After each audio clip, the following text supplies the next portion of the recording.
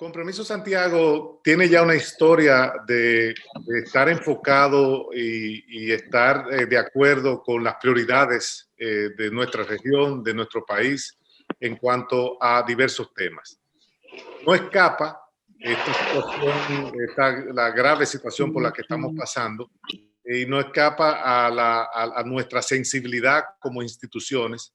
Y decidimos hacer este webinar con los técnicos, los laboratorios, todo aquel que tiene que ver con el tema de las pruebas PCR y otros actores que entienden el tema, que pueden explicarnos qué se puede, qué no se puede hacer, qué recomiendan, y crear esas sinergias que necesitamos para ayudar a las actuales y a las futuras autoridades a que junto con el sector privado enfrentemos esta situación. Explicar que las pruebas serológicas actualmente, de las que disponemos actualmente, no tienen uso para la clínica, pero tampoco tienen uso para la prevención de nuevos casos. Es decir, estas pruebas no tienen un uso real en el manejo de pacientes, pero tampoco tienen un uso real en la prevención de nuevos casos en la población. Resultan un alto número de falsos negativos, pueden acelerar el brote porque a los falsos negativos se les envía de nuevo a sus actividades normales, aunque estén positivos, y pueden infectar a otras personas. Y además estas pruebas, aunque tienen una tasa baja de falsos positivos, generan un gran número de falsos positivos porque la mayor parte de la población, la gran mayoría de la población no está infectada. De manera que esos falsos positivos generan el uso de pruebas PCR para confirmar el diagnóstico, lo cual incrementa o hace más grave el problema de la falta de disponibilidad de pruebas de PCR. El otro problema es de la capacidad instalada. Desafortunadamente, tenemos un país de más de 10 millones de habitantes con solo 3 laboratorios localizados en la misma ciudad para responder a las necesidades de todo el país, o por lo menos para responder a la mayoría. Y es el retardo en la entrega de resultados de la prueba, que tengo entendido es un retardo de varios días. Y este retardo de varios días hace la utilidad de las pruebas mucho menor de lo que debería ser. Por ejemplo, la solución para esos problemas, o una de las soluciones, es el uso de muestras o de pruebas en pools, en las cuales usted combina las muestras, digamos, de 10, 15, 20 pacientes. El número puede cambiar. Pero si usted tiene un grupo de 20 pacientes y le hace una sola prueba a los 20, porque tienen sus muestras combinadas y los 20 son negativos, usted ha hecho el diagnóstico en 20 individuos, en 20 personas, usando solo una prueba. Esta aproximación se ha usado desde hace 75 años en salud pública. Es la aproximación que han usado los países exitosos en el manejo del COVID, como Vietnam, Israel, Alemania y otros países.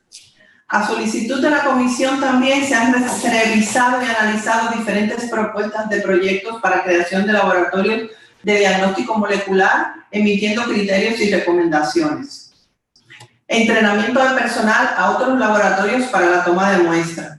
Acuerdos de colaboración para el entrenamiento y aumento de la capacidad de pruebas con universidades como INTEC e instituciones como el Instituto de Medicina Tropical y Salud Global de UNIBE, que hoy inició sus operaciones.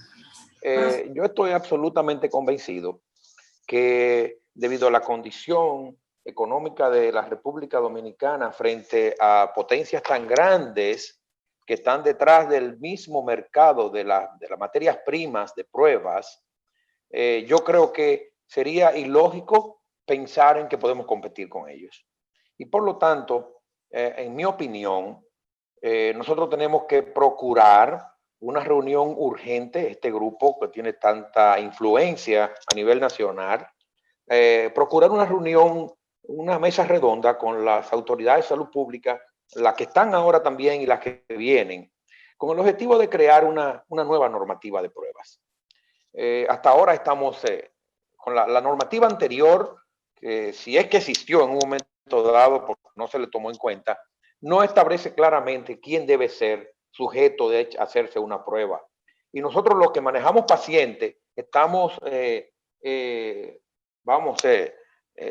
atacados por todos los flancos porque la gente, la población entiende que la prueba de PCR es el diagnóstico de la enfermedad, lo cual no es correcto.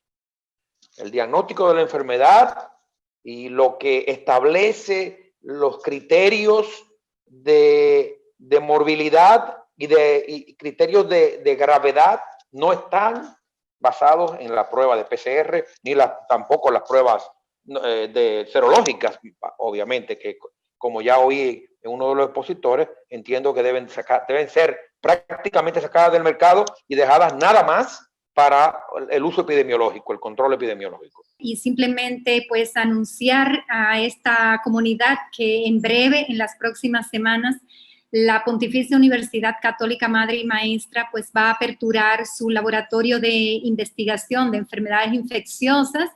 Llevará el nombre del doctor Salomón Jorge en honor a ese ilustre médico de Santiago. Y lógicamente pues tenemos ya varias semanas en el proceso de compra y adquisición de equipos para poder realizar la prueba del PCR. Si todo nos sale bien, vamos a contar probablemente con un laboratorio de referencia nacional y regional, pues vamos a cumplir con todas las normas de bioseguridad nivel 3 para poder procesar este tipo de muestras. Que no vamos a necesitar tantas camas de intensivo si nosotros nos enfocamos en 3 aspectos fundamentales. Más pruebas. Hablaba Edmundo, hablaba del pool test que está siendo ya aprobado en Estados Unidos, más rastreos de contacto, más aislamiento, porque como dice la gente de Tübingen en Alemania, ahora que todo ha pasado, somos mucho más inteligentes. Esto va a significar más pruebas, va a significar obviamente menos presión a los hospitales, menos presión a los médicos y por supuesto la propuesta que yo hago es muy firme y finalizo con esto. Creo que debe haber un reconocimiento de las instituciones que oficialmente estarían destinadas a hacer las pruebas. Y esas instituciones deben tener, 1, una tasa preferencial del dólar. Número 2, no se le debe cobrar ITEVI. Y número 3, tampoco los impuestos. Lo que hay que hacer y lo que tratamos de hacer en Israel es 3 etapas. Identificar, aislar y relajar. ¿Qué significa esto? Si nosotros no vamos a morir de COVID, vamos a morir de hambre. Y por eso teníamos que abrir la economía en Israel y sabíamos que al momento que vamos a abrir la economía, vamos a tener más contagiados, pero todavía podemos controlar. Este es 1. Segundo, tenemos que usar todas las medidas técnicas que existen.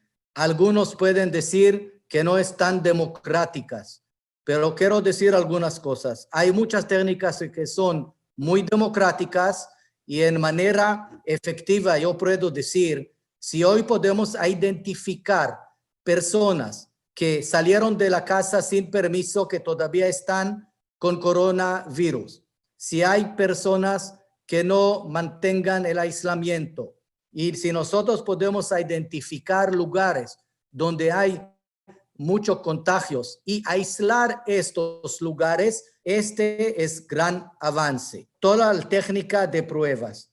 Hicimos aquí en el país, hace algunos días terminamos un tipo de prueba de test de aliento o test respiratorio para 1,000 personas. Lo que yo entendí de Israel, los resultados son muy buenos, pero todavía hay tiempo que cuando podemos seguir adelante con pero este va a ayudar porque en menos de 2 minutos podemos tener resultados.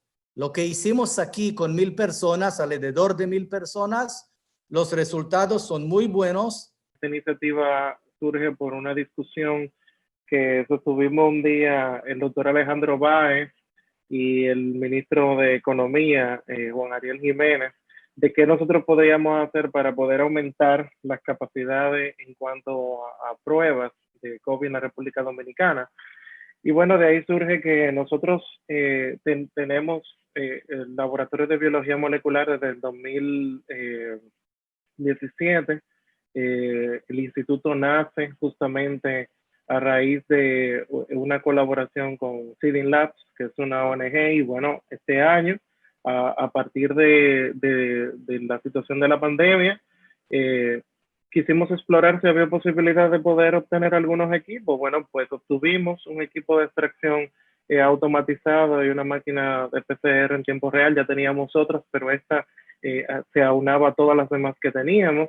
Justamente exploramos la posibilidad de firmar un acuerdo público-privado entre el Servicio Nacional de Salud, el MEPID y la Comisión de Respuesta al COVID, y eso nos permitió poder identificar más equipos y reactivos que nos permitieran a nosotros poner a punto el laboratorio y poder incrementar nuestras capacidades. Hoy día, al día de hoy, nosotros hicimos todo el proceso de habilitación. Créanme, no es fácil, pero es posible, siempre y cuando uno tenga muy claro cuáles son los criterios de calidad y requerimientos para poder hacer identificación molecular de patógenos. Bueno, pues sometimos nuestra solicitud y ya hoy día, el día de hoy, empezamos a trabajar junto con el Servicio Nacional de Salud, colocando carpas que permitieran poder hacer colecta de casos rápidos, identificación específica de pacientes sintomáticos respiratorios o contactos de contactos. Y tal como mencionaba tanto el doctor Muñiz como el doctor Redondo, este es un problema que no es un problema solamente de laboratorio, esto es un problema que es multilateral, es multifactorial, donde no solamente va a entrar en juego el diagnóstico de la enfermedad, que pretendemos que sea temprano, aportando una cantidad inmensa de pruebas diarias a todas las personas que tengan la sintomatología, y lo que no ocurre y lo que es prácticamente numéricamente imposible de ocurrir porque no ha ocurrido en ningún país del mundo. Entonces, lo que sí ocurre es que tenemos pacientes que tienen sintomatología y que hay que tratarlo rápidamente. Y es por eso que quiero introducir en el espíritu justamente de toda esta concurrencia, el que hay que tener en cuenta que hay otras pruebas que no son las pruebas de laboratorio que deben ser tomadas en cuenta y que son importantísimas justamente para el manejo de nuestros especialistas. Lamentablemente no tenemos neumólogos en estos paneles que puedan indicarles justamente el gran problema que se encuentran ellos al tener un paciente que tiene la sintomatología, no tiene disponibles las pruebas de PCR y sin embargo tiene que tratar al paciente. Justamente, no solamente tratarlo, sino tratarlo y aislarlo con conciencia de su entorno. Y eso justamente lo pueden ayudar a concebir las pruebas de imágenes diagnósticas. Desgraciadamente, como decían, esto de los fenicios. Creo que la tomografía computarizada está jugando un papel gigantesco en todos los centros del país para realmente confirmar la existencia del COVID. Y esto es justamente lo que quiero dejar en el espíritu de todo el mundo, en que no nos centremos solamente que estamos diagnosticando virus, estamos diagnosticando una enfermedad para tratar a un paciente. Y lo que debemos buscar es metodología, por supuesto, de laboratorio, que debe ayudarnos a tratarlo lo más rápidamente posible, pero también pruebas diagnósticas como las de imágenes y la tomografía que pueden orientar claramente para separar justamente el paciente que necesita un tratamiento realmente de peso y hospitalario en esta gran enfermedad. Dentro de las estrategias que se han presentado recientemente, que son complementarios a los esfuerzos que tenemos ya 3-4 meses desarrollando, el aumento de capacidad de pruebas con la estandarización de mix de pacientes. Nosotros hemos visto que la gráfica de positividad que presentamos responde a un sesgo de preselección hacia pacientes positivos porque buscamos pacientes sintomáticos. Nosotros tenemos que tener una idea de cuál es la seroprevalencia, nosotros tenemos que tener una idea de cuál es el corte comunitario, por lo tanto una estandarización comunitario, sintomático y hospitalizado es necesario. Necesitamos modelos creativos público-privado y académicos como los que ya realizamos con UNIBE. La Pucamaima, recuerdo exactamente el día que María Amalia León nos abordó con ese interés y desde el principio, hace ya varios meses, hemos estado apoyando el desarrollo del laboratorio Pucamaima y el modelo de referencia del Ministerio de Defensa, que es un modelo no tradicional pero efectivo. Queremos hablar de un call center integral con un número único donde las personas llamen y desde ahí se canalice la cita hacia la prueba. Ese número puede ser nacional o puede ser local, dependiendo de las necesidades. Quizá provincias como Santiago y Santo Domingo, que son muy pobladas, pudieran tenerlo a nivel dedicado propio. El pooling es un tema que ya hemos conversado, inclusive hay modelos creativos de toma de muestras que se implementaron primero en República Dominicana que en Estados Unidos. Por ejemplo, la toma de muestra de saliva y no hisopado nasofaringeo se validó por referencia hace ya 2 meses y medio y hemos evaluado el tema de pooling. El tema de pooling de PCR, es verdad que es costo efectivo. Precisamente la semana pasada salió una publicación que hablaba de que el número óptimo era de 4. Sin embargo, hay que hablar de que con el esquema de muestreo de nosotros, y la tasa de positividad que hoy, la positividad diaria de un 32%, no es muy válido el hacer un pooling, porque vamos a presentar que de esos 4 va a haber 1 o más de 1 que tengan positividad. El pooling lo podemos utilizar con cortes comunitarios y quizá a nivel de empresa, donde la seroprevalencia es alrededor de un 5%, pero sí es un instrumento de gran valor. Tenemos autobuses que se pueden desplegar para demanda en diferentes comunidades. A nivel de rastreo, obviamente tenemos 2 tipos de rastreo. Uno físico, donde tenemos 150 unidades de visita domiciliaria para vigilancia y caliezaje, sino que es una aplicación de utilidad epidemiológica que puede ser de gran valor en el control de esta pandemia. La aplicación es desarrollada por el MIT y tiene gran valor. Entonces, el concepto de que nosotros mejoremos la pandemia, de que mejoremos esta positividad que hoy tenemos de 35%, está dado en que hagamos más pruebas, en que detectemos los pacientes más a tiempo, lo aislemos más a tiempo y que esos pacientes que detectemos temprano también tomemos la posición de que en ese mismo momento medicarlo. Realmente no hay protocolos de tratamiento específicos, pero es importante que se tomen en consideración. Entonces, lo que estamos viendo hoy día es mayor positividad y mayor número de pruebas a pacientes sintomáticos, como decía el doctor Báez en la intervención anterior. Y hay una cosa, señores, que es lo más importante, que es lo que ustedes están haciendo hoy, Fernando y todo el grupo de la Asia, el grupo de Santiago, que es el concepto de participación comunitaria. Mientras nosotros no tengamos participación comunitaria educando a la población, vamos a seguir teniendo aumento de la positividad en la prueba. Entonces, eso es determinante. Igual que decirle a la gente que el lavado de manos hay que hacerlo constantemente, que el uso de mascarilla es importante, que se ha demostrado que el 97% de la gente que usa mascarilla bien puesta normalmente no tiene ningún tipo, o sea, la posibilidad de contagiarse es muy poca. Así que nosotros habremos cumplido con las expectativas en la medida que este evento asegure que podamos tener un protocolo que sea más claro, más simple y más seguro. Un protocolo con el que la población en general sepa qué hacer, sepa cuándo hacer y dónde hacer. Ese para nosotros es una de las mayores preocupaciones. Al final, lo que necesitamos evitar es el drama que estamos viviendo de filas interminables de miles de personas que no solo producen ansiedad, sino que también son un grave reto para evitar el aumento de los contagios. Diría que ese es uno de los objetivos inmediatos y con un protocolo que las autoridades establezcan, como decía el doctor Plutarco Arias, que la población conozca un poco más de lo que debe hacer y cómo hacerlo. En la medida que hayamos cumplido con eso, yo diría que este es un evento que podríamos llamarlo exitoso. Uno de los próximos pasos que consideramos clave es justamente que todos los actores que han participado aquí y otros que puedan unirse, puedan comenzar a trabajar juntos, compartiendo las mejores experiencias, los conocimientos y las mejores prácticas.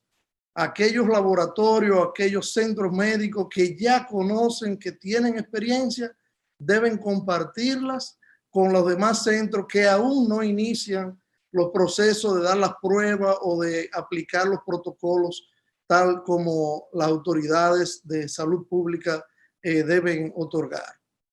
Y asimismo, Compromiso Santiago y todas las entidades del Cibao que lo componen, pues nos ponemos del lado de las mismas autoridades, nos mantenemos unidos para ayudar en una mejora rápida y una salida de esta crisis de la mejor forma posible.